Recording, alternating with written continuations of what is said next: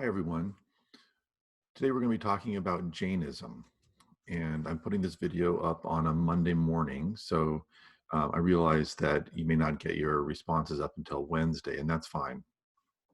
Um, Jainism is what's called a Dharma religion. It's similar to Buddhism, similar to Hinduism. Has its origins in South Asia, kind of the Indian subcontinent, in about 500 BC. And we think of this period in religious studies as the axial age. And that's a word for the fact that so many of the world religions that we know come from this century or two. Um, uh, Judaism, things that are happening in Greece with Plato, the Buddha, Jainism, changes in Hinduism. I think as you look around, there's all these kind of realignments of traditions that are happening at this period. And Jainism is a part of that. And I would just kind of maybe invite you to go back and think about what we began this class with the growth of human population and kind of entering solidly into the agricultural age, and greater conglomerations of people, more movement of people, um, may have brought about the kinds of questions that resulted in um, the development of these solid world religions that have survived and continue to thrive to our time. Now, Jainism is a particularly, in many people's eyes, an extreme version of a world religion. You'll see that it's the practices that come with it are kind of hard to maintain. It's hard to travel as a serious Jain because of the concern of taking any sort of life, from fleas to elephants to human beings, right? That the ethic of Jainism is ahimsa, or nonviolence. Um, Jainism, like Buddhism, like Hinduism, is very concerned about the cycle of life: birth, death, rebirth in another form, another kind of body. And how do you get free of that cycle of rebirth? And that's the kind of question that Buddhism was asking, and Jainism as well. But they come up with very different approaches to that question. Um, in Jainism, there's not a transcendent God. Instead, there's a system that's eternal. And this system involves this karma and rebirth. If you do practice violence against other creatures, you accrue karma, which will give you a lower birth in the next life. And what you're trying to do is basically break out of that cycle. Um, and you can reach a place where you're no longer subject to this rebirth. Now, there are in Jainism 24 Tirthankaras. These are individuals who have kind of gone ahead. They're ford makers or bridge makers, literally is what that means. And they have succeeded and gotten to the end of the line in this cycle of rebirth. And these are the figures that you see in Jain Temple. So these are not gods or goddesses. Instead, these are figures that were human once and that made it across, made it to the end. And they are our guides and the people that we are following as we go on this trip. All right.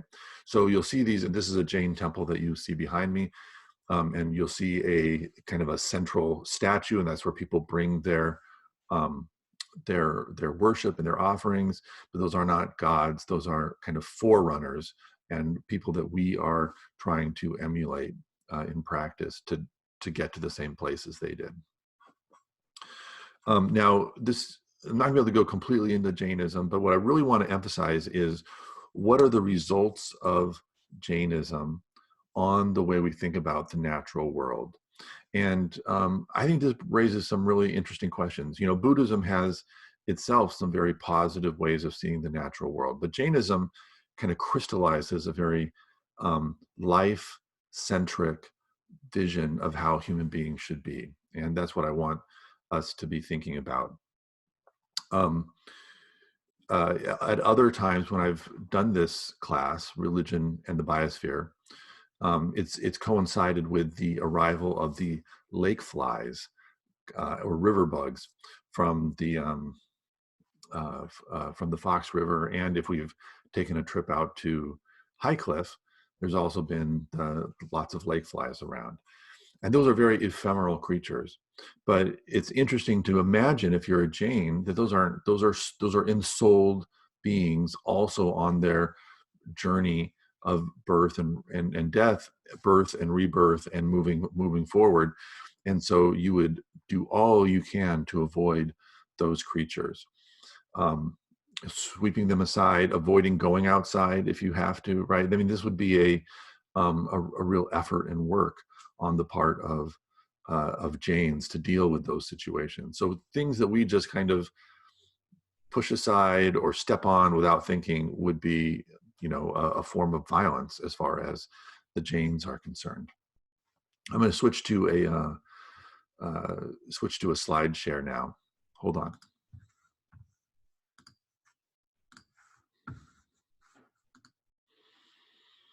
So in continuing this lecture, I'm going to talk about some things that I saw in Pune in India. And India is a great place to do study abroad. And believe it or not, some of you are graduating, but others, you will get a chance to do study abroad at some point in the future. One of we had a number of Lawrence students who have gone to Pune, and I had a chance a few years ago to visit. And this is one of the homestays that a student had. And it turned out that this was a Jain family. And one of the things that was interesting was the kind of cultural slippage that I saw there. That we had a Lawrence student who was a wonderful person, but who wanted to be out, come back a little bit later at night. And meanwhile, the Jain family was concerned about serving dinner to this student. But they wanted to eat earlier. And so I was visiting, just kind of getting a sense of what homestays were like and talking to the family. And it turns out, I figured out looking around, as I'll show you in a second, that they were Jains. And then why were they so keen to eat early in the day? Well, as Jains, they want to make sure they do their cooking while it's still light, so that they don't see, so that if a bug gets in their food, or they can help it, and right, that they're not accidentally ingesting life in the form of bugs or small things that you couldn't see at night. So it's common for Jains to eat earlier in the day while the light is still there. Meanwhile, we have a Lawrence student who's like, well, I kind of like hanging out with my friends, and I would much prefer eating in the evening. But that was to me a fascinating case of kind of getting a handle on the religious values was a big help in solving an issue with a homestay. Now this is the family. It's a nice middle-class house. And then once I got in, I was talking to them about Jainism, because I realized what they were. And I asked if I could take some pictures of some of these Jain things that they had. And this is their like cupboard, where they had special things from trips or travels. And just notice you've got Ganesh on the bottom, so a Hindu deity, very important locally in Pune. And then, but Jains aren't so narrow that they can't just kind of accept the cultural world that's around them. And so Ganesh has a place on their cupboard. But then if you look above, you'll see this other figure. And this is one of the Tirthankaras. And then I believe this is the founder of the Jain religion, though not in the story, the first Tirthankara. And then up above is one of the early Tirthankaras. This is thousands, I can't remember how many thousands of years in the past, but kind of a mythical person. So again, these are not gods, but rather forerunners, human beings who have achieved broken out. Here is a closer image of that god. And you'll note that there's an ascetic practices that come with Jainism. And so nudity, kind of naked sages, that is something that comes with Jain monasticism. I also got a chance to visit a Jain temple, and here's one up on the hillside. And then there's a set of other temples that are around it. In fact, the one that was behind me earlier is from this kind of complex of Jain temples. There's a scripture. And in fact, as you walk through the temple itself, you'll see in these kind of copper plates up on the surrounding the main courtyard of the temple, these are the scriptures of the Jains. And these go back, into early centuries, first the BC, the centuries BC from 5th century on, but early texts. And there they are on the walls. Here's another view of the kind of the central courtyard. And Jains have these huge places of pilgrimage. So this is their main city of place of pilgrimage, and you can see down at the bottom people arriving. You see a little minibus and cars. It's kind of a modern version of it. You come through the gate, and then you've got all these shrines and temples that you're visiting. You walk up, you've got a whole bunch of other shrines and temples, and lots of these are dedicated to the Tirthankaras, and also people since then who have been kind of exemplars in the Jain faith. And then this is another example of a figure, one of the Tirthankaras. And this is at the heart, this is at the center of the temple that you saw that's behind me as I'm talking, is this statue. And you can see there where people can bring offerings and leave it to this figure. I was always fascinated by the kind of like a marsh scene or river scene behind, and that makes me. You see birds in the air there, and these are places, as many of you are finding in your nature journals, as you visit marshes and wetlands, just teeming with life. And to imagine what that would be like to visit as a Jain, and to think about, every living thing that you see as being a soul, and a soul that is on its way to liberation, and that you are tasked with not committing violence or not hurting any of those creatures. It would be a very different feeling, I believe, as you walk around the natural world. Now, here's the system. This is kind of the symbol of Jainism there on the left. A number of things are kind of wrapped up with it. You can kind of imagine this as a body. There at the very top, you have that one dot, and this is where liberated souls, those Tirthankaras, they've gotten to that place where they no longer are subject to rebirth. They're liberated. That's where we're trying to get to as human beings. These 3 dots underneath that for right faith, right conduct, right knowledge. You'll often see what we looks like a swastika, but it's not. And this is for these different states of the soul. And then this hand that says ahimsa, right? That's the symbol for nonviolence. And that is what should characterize our life in this world. And then underneath that is the statement for mutual assistance, that we owe, again, not violence to our fellow creatures, but assistance in moving forward.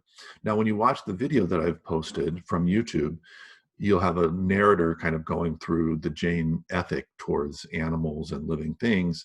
He's not really positive on Jainism, and he's criticizing Jainism in some ways. But you'll get a chance to see there the Jain hospitals for animals, which I think are interesting in an ethical way to think about. What do we think of that? And in a lot of ways, they are committed to the individual animal, right? It's the soul in the individual animal, as opposed to what I would argue is a more kind of Darwinian, this kind of dark green religion view that I've tried to sketch out, which is much more interested in preserving diversity and healthy ecosystems, as opposed to preserving individual creatures, which are obviously going to die in the process of taking part in this ecosystem.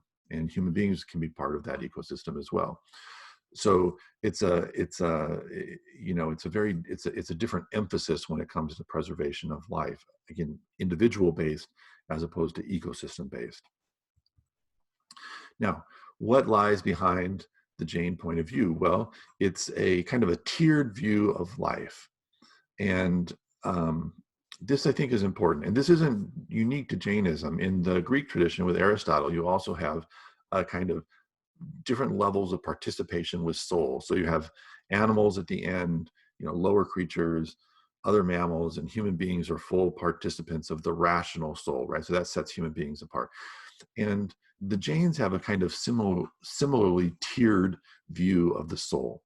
So it's based on the senses. So at the bottom here on the left, you'll see one sensed. They have these kind of basic vitalities, and these are plants. Then there's two sensed, worms, shells.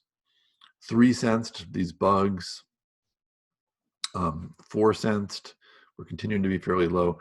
Five sensed, snakes, reptiles, other animals. And then five sensed are human beings, of course, but also mammals as well. And just think about this for a moment. And I think there's a lot of the way that we talk about life that has something like this at its bottom, but there's this kind of tiered structure. On the one hand, we are, have huge relationship genetically to all life, from algae to snakes to trees to bugs, right? We come from a common origin.